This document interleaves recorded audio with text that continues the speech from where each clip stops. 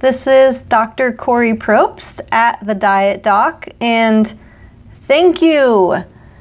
Thank you for being here, for showing up, for standing up and bringing your best selves to this space where it's all about giving.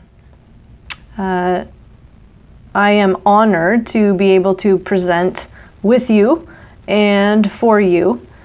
And it's obvious that you're here because you desire a breakthrough. You desire to achieve a new level, a new mindset, perhaps, a new way of being, a new way of thinking, a new way of feeling. And you're prepared to do this with a foundation of service. And so thank you for that.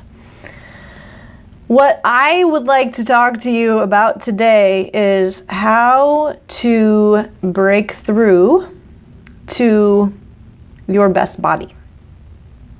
And we can't talk about your body without a discussion around your mind and your brain, right? And the connections that we have around us, our relationships. We can't live our best lives without a discussion about all of those things. And so we're going to hit on each one, and I'm going to give you throughout the course of this discussion a tool, strategy, something that you can use immediately, something that you can think about and ponder and wonder about a little more deeply, and that you can begin implementing into your lives so that you can move into your health journeys with a higher level of motivation, sustained motivation, and strengthened motivation with a high performance mindset, okay, one that's geared towards growth, with greater energy all day long, throughout the day, fueling well, choosing foods wisely. So we'll talk about diet, obviously, and how all of this is impacted also by the connections that we make in our lives and the people who are in our lives and what those relationships are like. So here's to embarking on a journey called 4 M's to sustainable weight loss. And I know that Wendy gave you a nice introduction about who I am, but just to talk a little bit more about what my background is so you have a bit more information. I am a nutrition, weight loss, and motivation and mindset coach. My background is in exercise physiology, counseling, and mental health. And my PhD is in health psychology and behavioral medicine. My passion is prompting individuals to take a very reflective approach to their lives, a curious approach to their lives, so that they can succeed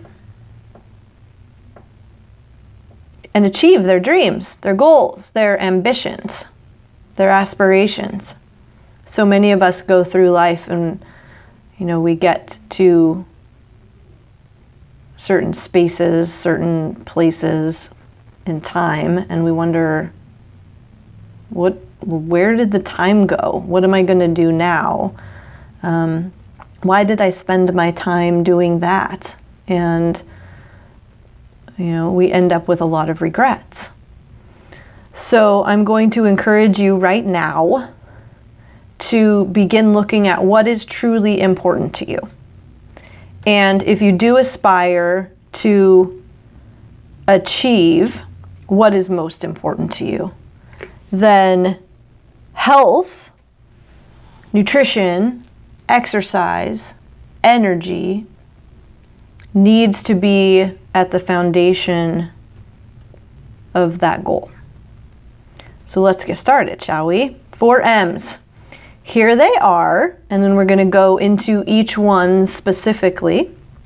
They are macros, kind of a buzzword in the fitness, health, and nutrition industry right now. It's not necessarily a new word though, but number 1 is macros. The second M is metabolism. Little bit of a scary word for a lot of people. We'll go into what it means and why it's important to consider as you move forward with your health journeys. The third M is mindset. One of my favorite topics. One of my favorite things to work through with individuals and help them to achieve in a way that's going to high power their performance. And then the fourth M is motivation. Woo! My other favorite topic. They're not the same thing. They need to be teased apart a little bit, and I'll do that for you. But okay, let's dive in. So what are macros? You know, I recently posted a video called Micro Movements for Macro Improvements. There's a little bit of a double entendre there. But macros in this sense are macronutrients. So every food is made up of proteins, carbohydrates, and fats. Now, why is that important? Because if we are really wanting to understand our bodies, if we are really wanting to make positive, prudent decisions about what we are putting in them, if we want to maintain a lean and healthy body, if we want to have stable, level energy throughout the day, then we need to understand macros, okay? We need to understand that when we sit down to a meal, if that meal is very high in carbohydrates, it's likely going to increase our blood sugar to a place that it's then going to drop quickly. And this is where we want to crawl under our desks and take a nap in the middle of the afternoon instead of maintaining that high level of energy so that we can be very productive throughout the day. Okay? Now, each person needs a different amount of carbohydrates for their bodies. This relates to metabolism. But so proteins, carbohydrates, and fats need to be looked at on a relative level based on your needs, your goals, your schedule, your body, your food preferences, the level of structure that feels good to you in terms of your diet and nutrition, and or the level of flexibility that you like. You know, I've worked with a lot of people who they have desk jobs, like they're in one place all day long. So for them to plan their meals for the day and know exactly how much proteins, carbs, and fats are in each meal is somewhat easier and more convenient than, say, an individual who is traveling all the time and is in and out of airports and is eating out a lot, okay? That person may need a little more flexibility. Fat may need to be a little bit higher, because let's face it, when we are eating in restaurants, we don't know exactly what's going in our food, okay? So we have that to consider as well. If I have someone who is working on wanting to gain muscle, okay, they're probably going to be eating a little bit more food overall. Okay, if someone wants to lay down new tissue on their bodies, that's essentially what's happening if they want to gain muscle. they can't necessarily be in a caloric deficit. Okay, you can't be dieting for fat loss and gain muscle at the same time. They're kind of opposing goals. But that person who wants to gain muscle is going to need more overall food, but probably is going to be eating a little bit more protein at the same time. Okay, and carbohydrates. If I have someone who wants to lose body fat, okay, they don't need a whole bunch of dietary fat. They don't want to be consuming a lot of fat in their diets. Okay, and a good kind of range to be aiming for is 15 to 20% of total calories when we're working on fat loss. So we have these macros, and there are a lot of ways to begin getting a sense for where they are and, you know, what is in our food. I think a lot of people at this point, macros are kind of becoming mainstream with all the food apps and people measuring and weighing and tracking. But, you know, I also have a lot of clients who first start with me and they've been tracking for years, but can't answer the question like, okay, how many carbohydrates does a medium apple have in it? And they're like, I don't know. Okay, we need that information. That's data, that's knowledge that is going to help us make wise decisions whenever we're eating. So if I go into a restaurant and I sit down to this meal, I need to be able to say, that's way too much protein at one time for my body, because I know what an appropriate amount is for my body. And if I have an 8-ounce chicken breast in front of me, and I know that my body can really only effectively use at one time 20 to 30 grams, and an 8-ounce chicken breast has 60 to 65 grams of protein, then I can be, you know, very strategic about what and how much I'm going to eat on my plate. Same thing with carbohydrates. If I know that on my plate there is a cup of rice or a cup of potato, okay, those are two types of starchy carbohydrates, and you know, for the most part, a starchy carbohydrate has about 25 grams of carbs, okay, per half of a cup. So I'm sitting down to a cup of potatoes or a cup of rice, and that's about 45 to 50 grams of carbohydrates. And I know that for my body, you know what, it probably only needs about 25 grams per meal. Then I know that I'm going to be shoving off half of those carbohydrates from my plate and saving that for another meal. Same with fat. If I sit down to a meal and, you know, there's that 8-ounce chicken breast and there's about a cup of potato and there's some veggies on my plate, but when I look underneath them, it's like all shiny. That's oil. That's butter. And I'm not saying that oil or butter is bad, but it adds up in terms of fat. And restaurants are notorious for cooking everything in oil or butter because it increases the palatability. It increases the satiety. It increases that nice, lovely mouth feel so that we will eat more. So, you know, not only do we need to understand, and oil, for example, in 1 tablespoon. You guys know what a tablespoon looks like. I don't have one right here that I can pull out. I should. In 1 tablespoon of oil, there are 14 grams of fat. Now, just to give you guys an idea of what that means, the amount of food that I consume on a daily basis, I consume 30 grams of fat a day. So if I have 1 tablespoon of oil, that's half of my day. The 8-ounce chicken breast has at least 10, because without it being cooked in a restaurant, say I grill it myself at home, it's got about 1 gram of fat per ounce. So I don't want to get all bogged down in this stuff, because right now I don't necessarily know where you guys are at in terms of your knowledge about macros, but this just to say that they are important. Macros are very practical, okay?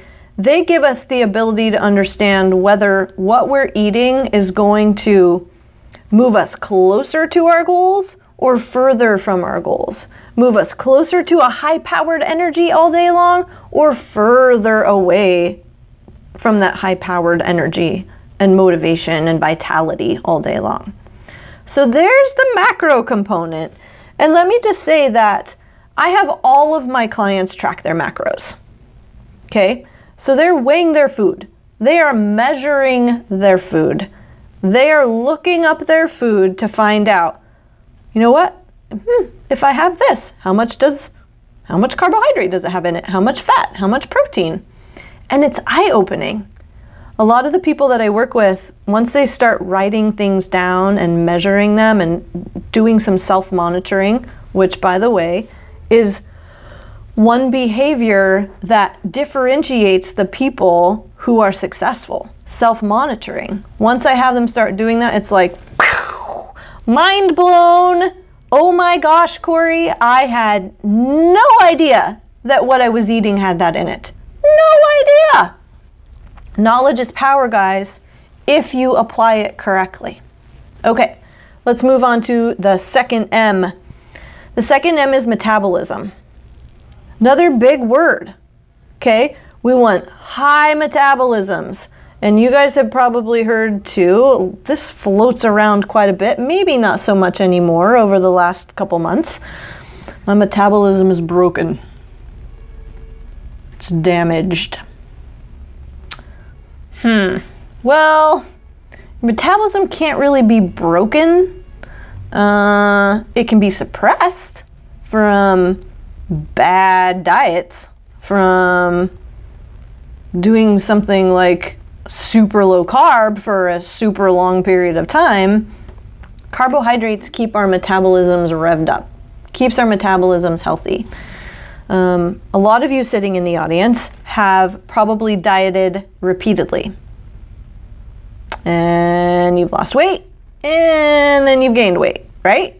98% of individuals who lose their weight gain it back. What does that mean? That only 2% of people who diet keep that weight off for good? Not great statistics, guys. Personally, I want to be part of that 2%. Don't you? The 2% track their macros. The 2% understand food. The 2% understand their metabolisms. And here's how you understand your metabolism. You track your food. You write down how much you eat. You monitor how much and what you put in your bodies. My earring is all whacked. You monitor those things so that you can understand your metabolism, okay? So here's what I mean. Kori, at 115 pounds, can eat more to maintain that body weight than she can at 105. How do I know that? Because at both weights, I have tracked my food. I know the amount of calories that my body needs to maintain each of those weights. I know how well I function on a different level of proteins, carbohydrates, and fats. I understand that I don't have a super fast metabolism. So let me clarify that by saying there are 3 different body types. And if you guys look around the room right now, go ahead, look around the room. This is the one time where I'm going to be like, you can stare. The person beside you has a different metabolism than you. You probably already knew that. But have you heard of ectomorphs, endomorphs, and mesomorphs? An ectomorph is my boyfriend. My boyfriend is taller, leaner, lankier, always moving around, always fidgety, always go, go, go, and he needs a lot of food. If I ate the amount of food that he eats, Kori would not be 115 anymore. Let's just say that. I could eat the amount of food that he eats, but I probably wouldn't feel good if I did. So that's an example of an ectomorph. And this is based on your DNA, guys. You were born with this body type, with this DNA that will dictate how fast your bodies use food.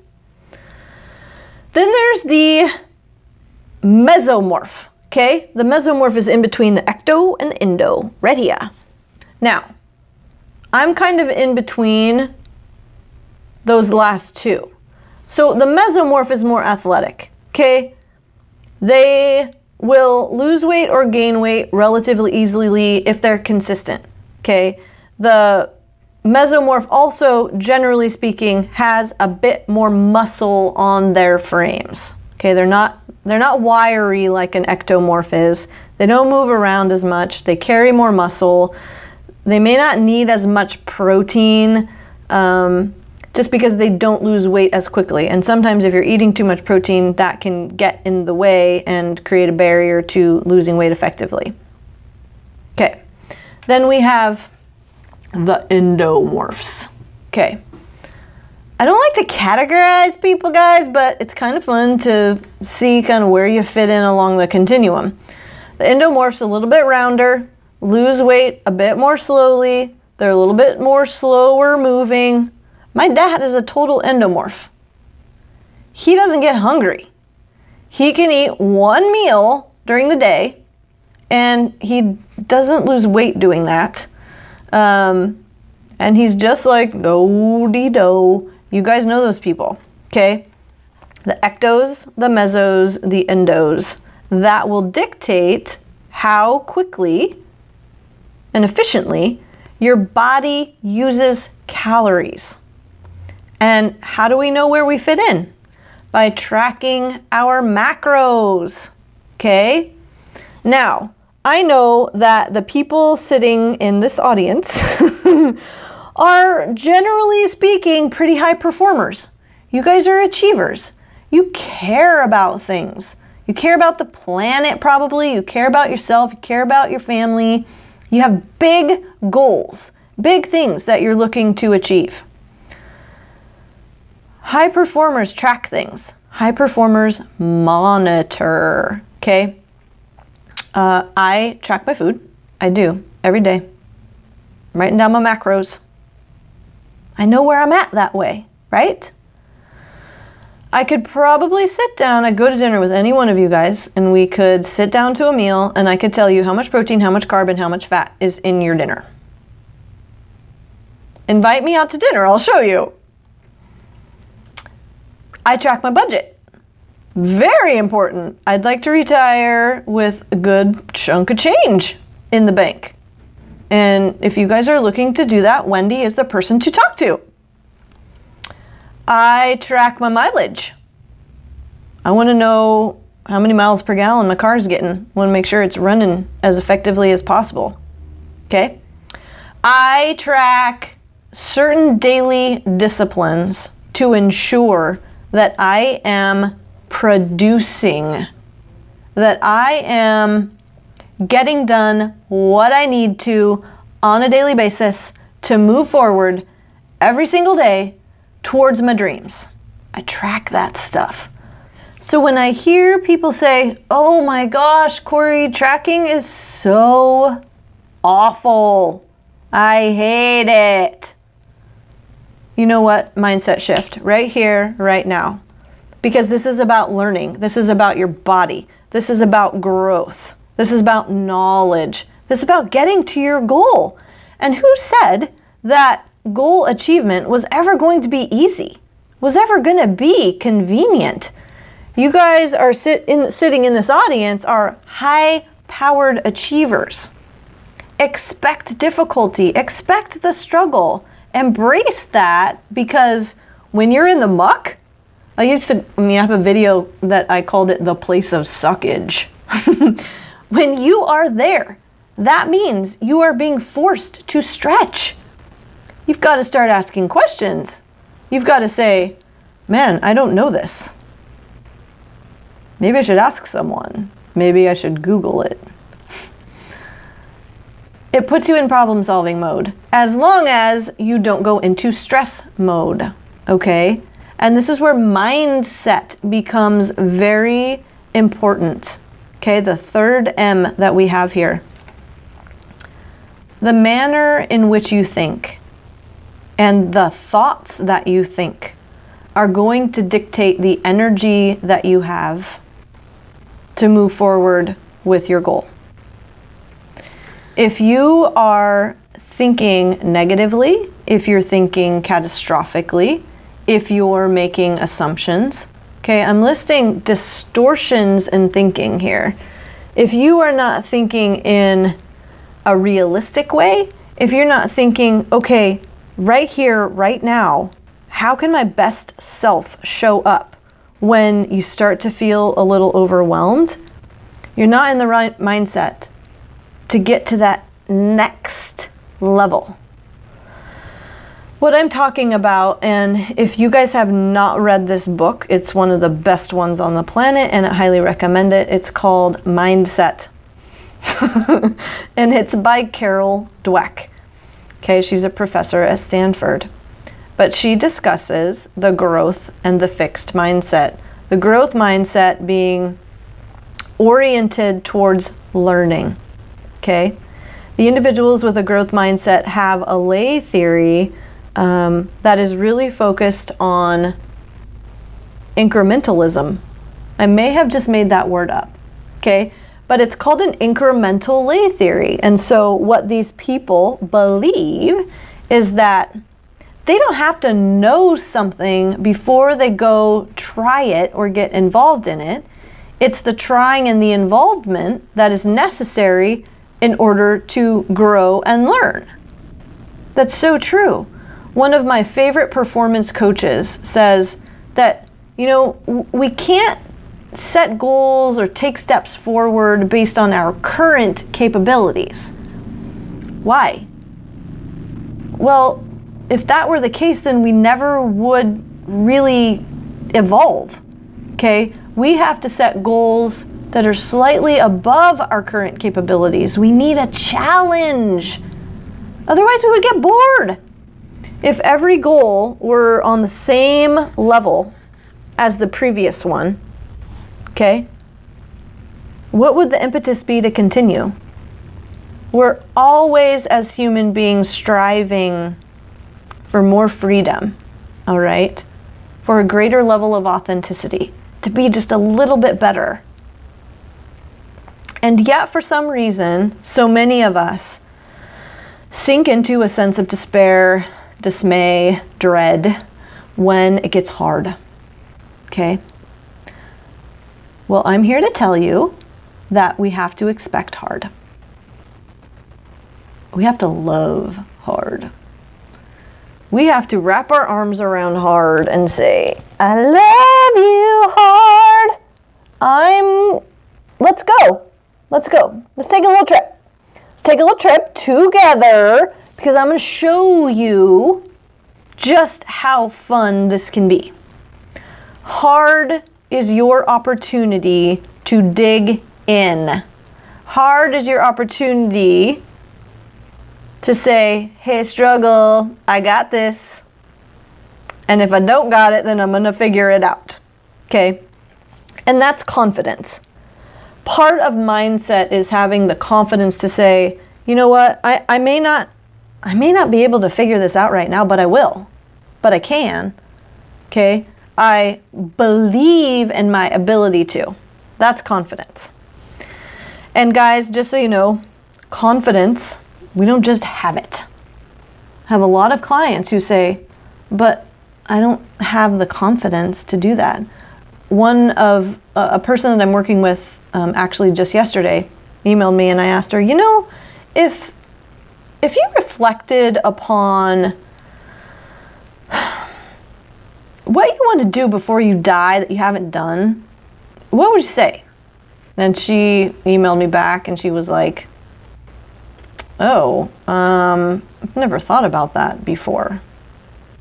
I guess, you know, and this is a woman who's like 50. I'd really like to be with a man. I'd like to have a partner in my life, but I just don't have the confidence. And, you know, my response to that, we have a very strong relationship.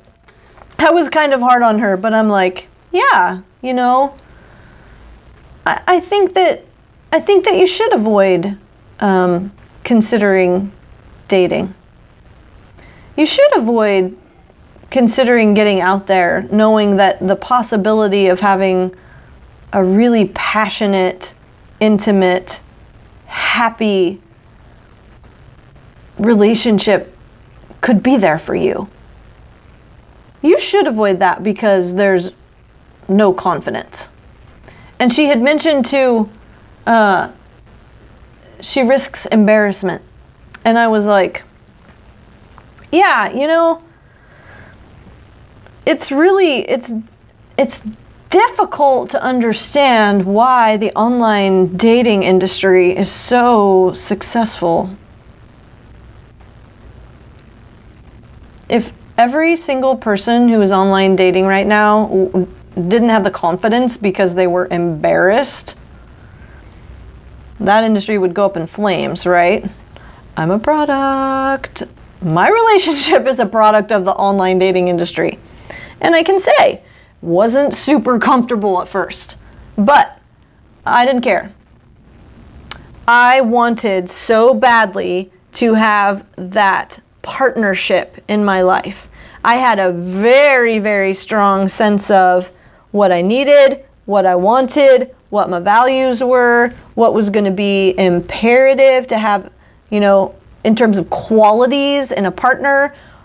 I had mapped out, this is self-monitoring too, I had mapped out the exact strategy and approach I was going to take. Okay? And I had to put out there into the world the energy that I wanted to come back to me. If I went out into the dating world with this, God, this sucks. And I did for the first couple months. I went out there and I dated like, you know what? This just sucks. It's like going to freaking TJ Maxx and like scruffling through the racks and being like, well, that's the wrong size and that color sucks. And man, how come they don't have anything in this style I like? I had to change that, and I had to change it fast. And here's how you know if you need to change.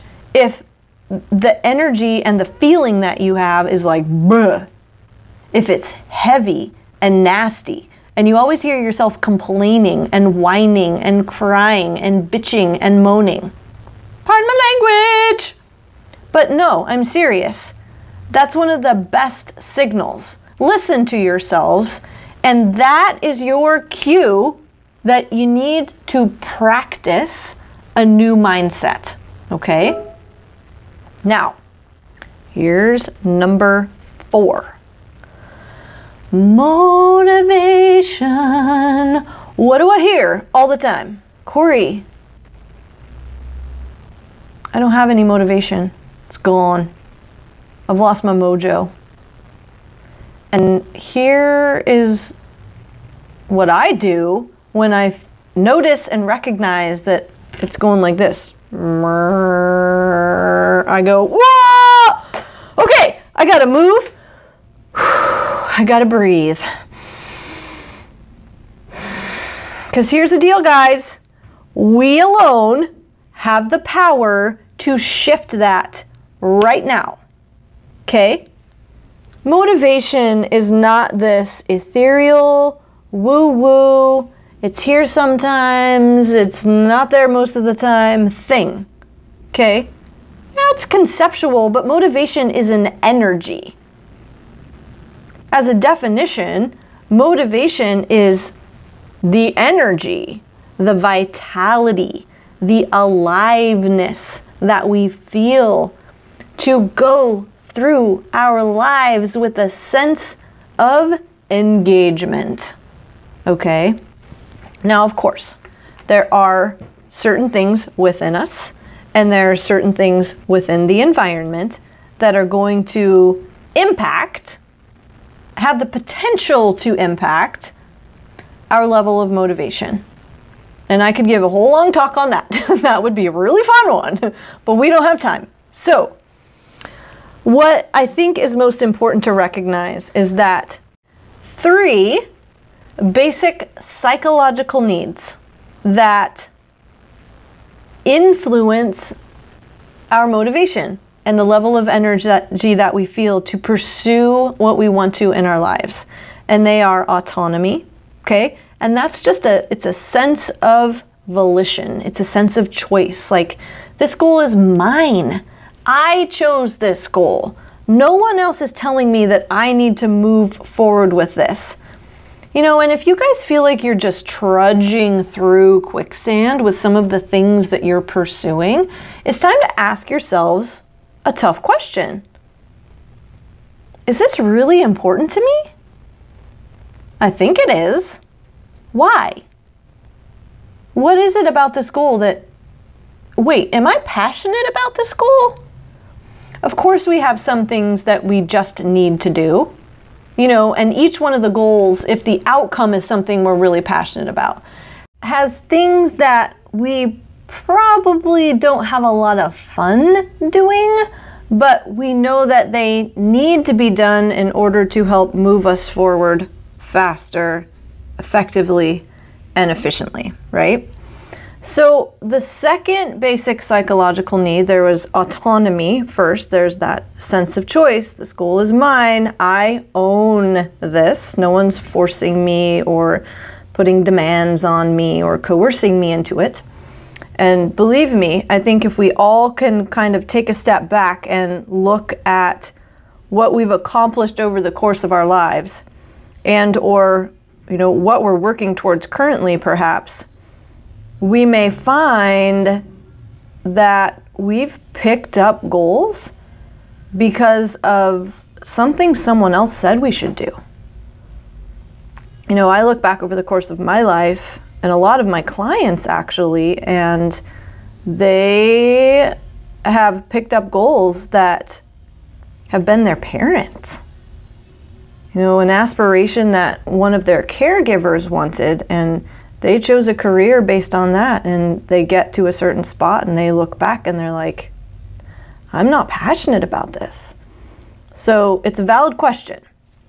But the second basic psychological need is competence. Okay?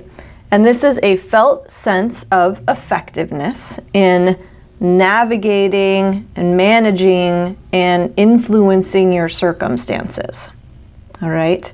So there are a lot of things that are a part of our goal pursuit that we don't necessarily feel competent with. And when you look at the goal of weight loss or weight management, there are both technical skills, and these are things like learning what macros are, okay? Macros are proteins, carbs, and fats. Tracking and logging your food. Learning how to read a menu and understanding what those key words are that indicate whether something is going to be really high in fat, for example. These are technical skills. And then there are the adaptive skills. And these are things like managing temptation and learning how to respond in a situation where a friend or someone that you're eating with is offering you food. And you recognize that it's not in alignment with what you want to fill your body with. And you have to know what to say. You have to know what to do in that situation. And that can prompt some difficult emotions, especially if you're concerned about being rejected or having them think that you're not satisfied in some way. And so that can be a challenge. So there's adaptive skills that we need to learn that contribute to that sense of felt competence. that occur more around emotional management and emotional intelligence, learning to read our own emotions and the emotions of the people around us so that we can navigate the situations in our lives with a greater sense of efficacy, okay? Greater sense of effectiveness. And, you know, part of building into that sense of competence is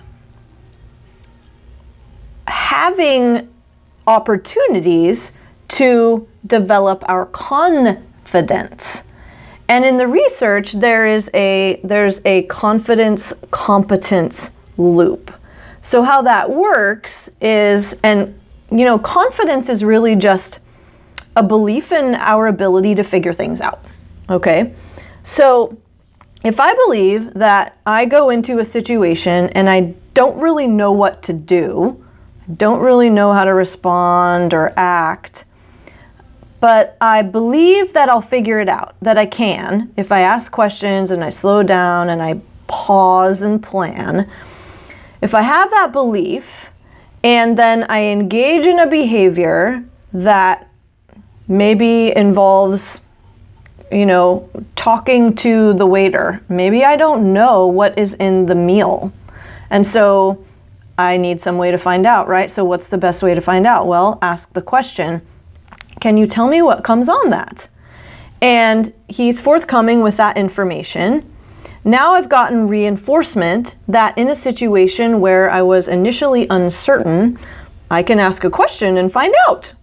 Now my confidence is higher. I can go into another situation and go back to this one and think, okay, I got through that one okay. I can do this again.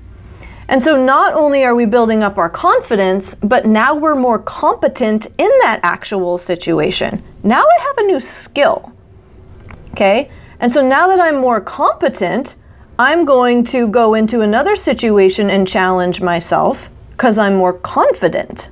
You see how that works? So that's the second basic psychological need, is competence. Now the third basic psychological need is super important too, and it's connection or relatedness. The biggest thing I think that you want to understand is that when these three basic needs are threatened or thwarted or unsatisfied in some way, dieters specifically, and in my dissertation and my PhD research, this is what I really looked at. How the basic psychological needs were involved in responses by dieters when they felt like they were involved in a situation where their goal was threatened, okay? But what we know is that when these three needs, any one of them feels threatened, dieters tend to move towards what are called compensatory behaviors. We compensate in some way to feel better, to increase the level of energy when we feel it going down based on one of those needs feeling threatened in some way. Now, getting back to connection and relatedness, that's a felt sense of belonging, okay? And if we look at just a very simple kind of cliche example, we can see that when connection between, let's say, a couple is threatened. You know the old adage, well, I ended up in a pint of ice cream, okay? And I saw this in my research, the propensity for dieters to move towards food, to move towards what is often termed emotional eating or binge eating, would come in times of disconnection with a loved one, a friend, even pets, okay? Because underneath that is an emotion that the individual did not feel competent to manage effectively, okay? So we can see that when we look at the three basic psychological needs of, we'll call it choice, autonomy, effectiveness in managing with skills, that's competence, and relatedness and connection, that's belonging. When we see that those really undergird a sense of motivation and vitality and the energy that we have to pursue our dreams and pursue our goals with consistency, with persistence, with determination, and with tenacity, it really gives us some way to ground ourselves and be able to put our behaviors and our mindsets in place to where we can take a step back and be like, especially when we're not feeling good, when we're not feeling like that fire is there, and we hear that thought like, my motivation is gone, like I lost my mojo, where is it? If we go back to the basic psychological needs, oftentimes we can figure out where that's coming from. But I think the most important thing to remember too, guys, as you're moving closer to that goal of permanent weight loss, because you know, it's one thing to lose weight. Great. If you can lose weight, you can lose weight. But that doesn't mean that you know how to keep it off. We need to go back to macros. We need to go back to metabolism and the education around that. You guys really knowing your bodies and understanding why you would eat one meal at this time of day and another meal the next. What should I have pre-workout? What should I have post-workout, and why? The mindset of successful people, that growth mindset. And, you know, I look at the number one superpower of individuals who can maintain that high level of performance and achieve as learning how to learn, okay? And everything that I've talked about throughout this talk has been about how to learn. How do we approach our goals? How do we approach the pursuit? Because it's the how and it's the approach that is really going to guide us to that ultimate outcome.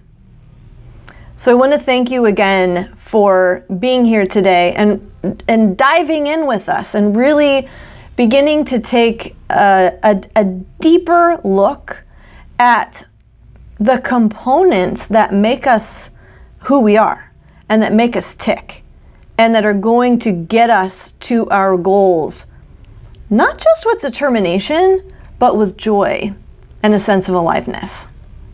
So thank you very much. And, you know, if anyone wants to reach out to me, ask questions, learn more about the programming that I offer, I would love to chat with you. You can please email me. My email is Kori, Kori, at thedietdoc.com. I am always posting videos on these topics too. They're on our YouTube channel. It's The Diet Doc Weight Loss. You can find me on Facebook. I post them on Facebook as well. And this is really my passion, guys. So I would love, love, love to hear from you. You can find me on Facebook with my name, Kori Propst. So I thank you very much, and I hope to see you again soon.